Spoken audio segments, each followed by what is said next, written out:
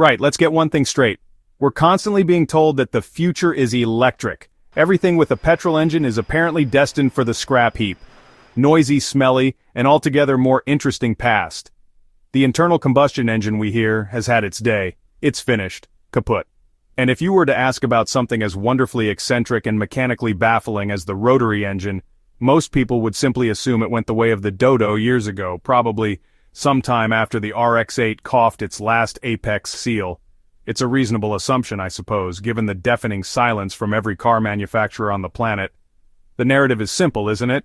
Batteries are good, pistons are bad. The world has moved on.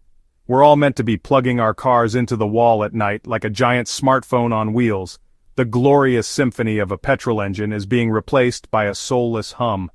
In this new, sensible world, a complex, thirsty, and brilliantly mad engine like the Wankel Rotary seems to have no place at all. But here's the thing about progress. It isn't always a straight line. Sometimes it's a bit of a squiggly one with unexpected detours and surprising comebacks. Just when we'd all but given up hope, Mazda did something rather wonderful.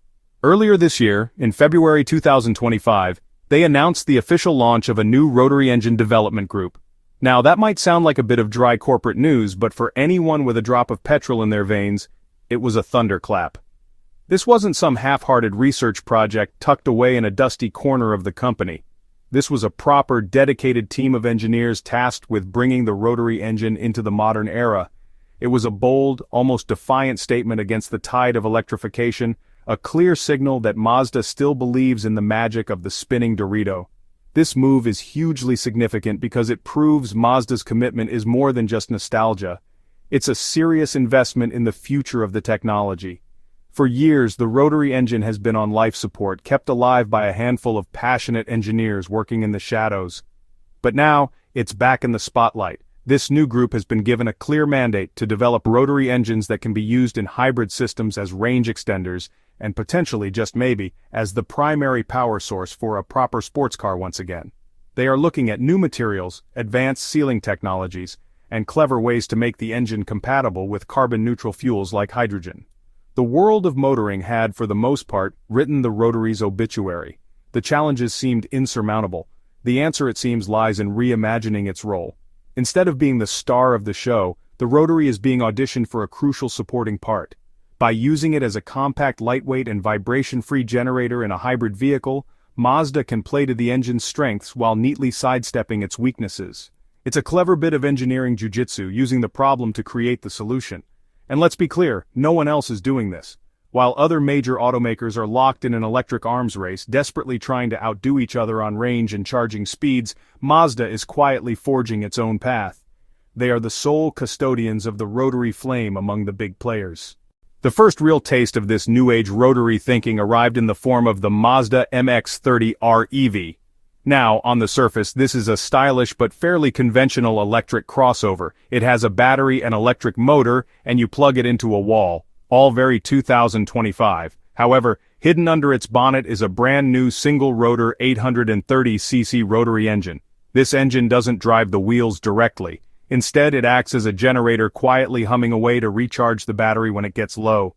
This completely eliminates range anxiety, turning the MX-30 into a car you can genuinely take on a long journey without meticulous planning. This application is frankly brilliant. The rotary engine's compact size and smooth vibration-free operation make it an ideal candidate for a range extender. It's small enough to fit without compromising cabin space and quiet enough that you barely notice when it's running. Mazda has also worked wonders on its efficiency. By running the engine at its most optimal steady RPM to generate electricity, they have managed to tame its infamous thirst for fuel. It's a pragmatic and intelligent use of the technology, proving that the rotary doesn't have to be a high-revving, fire-breathing monster to be relevant. It can be sensible too. Well, sort of. But Mazda knows that the heart of the rotary legend beats in a sports car.